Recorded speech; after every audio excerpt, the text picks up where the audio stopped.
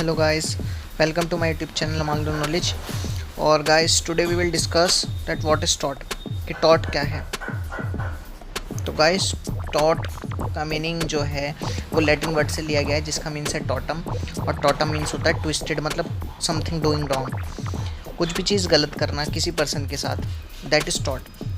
अब आप कहेंगे कि गलत करना टॉट, ऐसे तो आईपीसी की सेक्शंस में ये आईपीसी भी हो सकता है, लेकिन ये एक right and duty based law है. अगर आप किसी के राइट इन्फ्रिंज करते हैं, वायलेट करते हैं, तो so that will liable for law of टॉट. तो right and duty based law है, आप इतना ध्यान रखिए. अगर सामने ए पर्सन का राइट है तो बी पर्सन की ड्यूटी है कि उसके राइट को इन्फ्रिंज ना करे.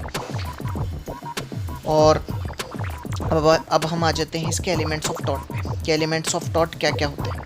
तो इसके 4 एलिमेंट्स ऑफ टॉट बता रखे हैं, जिसमें के लिए आपके लिए चारों इंपॉर्टेंट है, लेकिन आप 3 ध्यान रख के चलिए कि ये 3 आपके लिए बहुत important law of torts related इसके एलिमेंट्स हैं. फर्स्ट है ड्यूटी ऑफ केयर.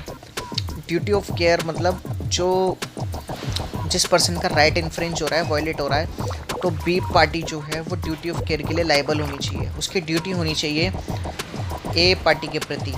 जैसे a law impose a duty on every individual to observe and maintain a reasonable standard of care when performing any act which is potentially cause harm to another person. In order to bring a suit for a टॉट, it must be proved that there exist a duty of care towards the injured party which was subsequently breached by the tort.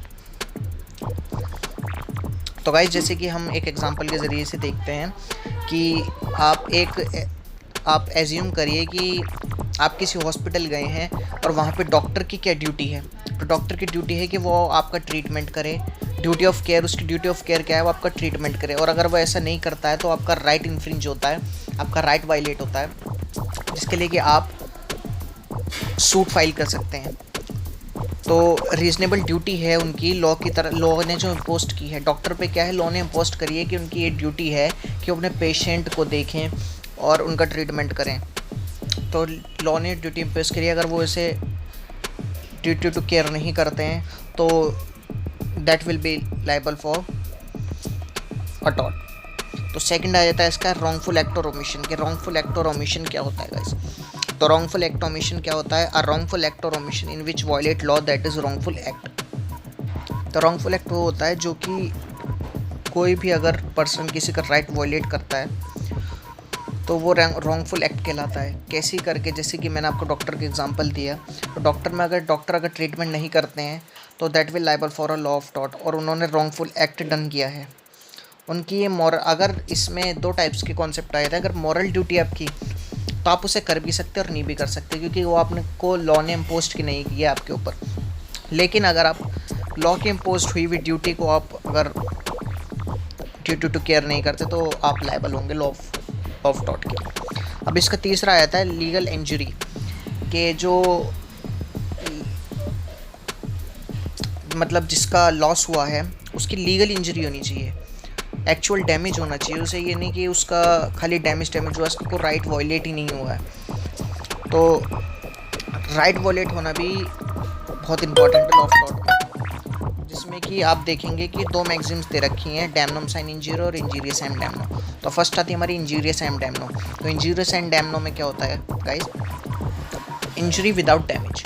Injurious आप ध्यान रखिए injury, और sign से ध्यान रखिए आप without, और डैमनम से आप ध्यान रखिए डैमेजेस.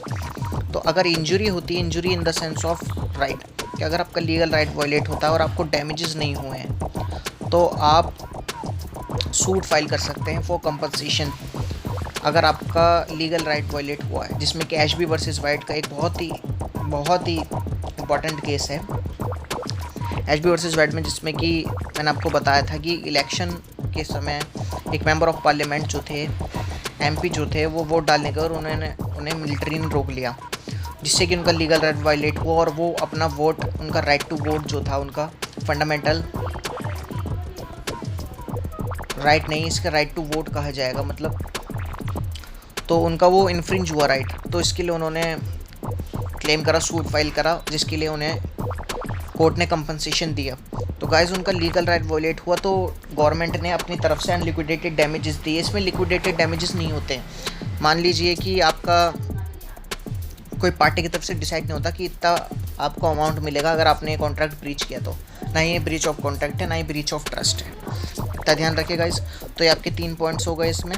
अब आ जाता है हमारा कि सैलमंड्स ने क्या डेफिनेशन दी है और विनफील्ड ने क्या डेफिनेशन दी है। तो सैलमंड ने कहा है कि ये सिविल रॉन्ग है और remedy suit for unliquidated damages. Civil wrong है और रेमेडी किसके लिए दी जाती है? अनलिक्विडेटेड डैमेजेस के लिए आती है, जिसमें कि डैमेजेस पहले से डिसाइड नहीं होते हैं, कोर्ट अपनी तरफ से डैमेजेस देते हैं। ना ही ये ब्रीच ऑफ कॉन्ट्रैक्ट है, ना ही ब्रीच ऑफ ट्रस्ट है। हो गया, आपको पता लग गया सैलमंड ने क्या कहा है। विनफील्ड ने कहा है tortious liability arise by breach of duty. तो टोटियस लायबिलिटी कब अराइज होती है? तब ब्रीच ऑफ ड्यूटी होती है। और कौन सी ड्यूटी? जो कि फिक्स्ड की गई है लॉ के द्वारा। रेमेडी क्या है? डैमेजेस मिलेंगे। सो गाइस विनफील्ड और सैलमंड का आपका ये एग्जांपल क्लियर हो गए हैं। अब टॉर्ट, क्राइम और कॉन्ट्रैक्ट में क्या डिफरेंस होता है ये इसमें बताया हुआ है कि टॉर्ट क्या है? Breach of personal right. Crime क्या है? Social right. कॉन्ट्रैक्ट क्या है? Duty fixed by law.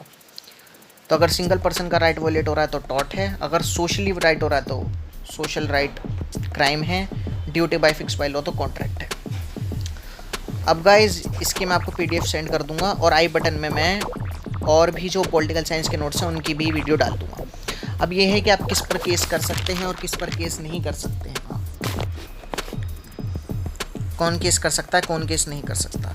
तो infant, insolvent, married women, alien case नहीं कर सकते। और किस पर केस नहीं हो सकता? Sovereign, foreign sovereign, ambassador, drinker, married women, public official. So guys I hope आप काफ़ी अच्छे से समझे होंगे। और मैंने इसमें कई सारे वो भी बता रखे हैं कि टॉट और टॉट्स क्यों कहा जाता है। आपके एग्ज़ाम में क्वेश्चन आ सकता है कि टॉट और टॉट्स किसने कहा है और क्यों कहा है। तो गाइस जो टॉट्स है वो सैलमंड ने कहा है कि टॉट्स इसलिए कहा जाता है क्योंकि ये कलेक्शंस ऑफ रॉन्ग्स हैं, अ लिस्ट ऑफ रॉन्ग्स। बहुत सारे रॉन्ग्स क्या होते हैं उन्हें मिलाकर टॉट बना है, इसलिए इसे टॉट्स कहते हैं। ये जो विनफील्ड ने कहा है वो कुछ अलग कहा है। सो आई होप आप समझ गए होंगे। Thank you.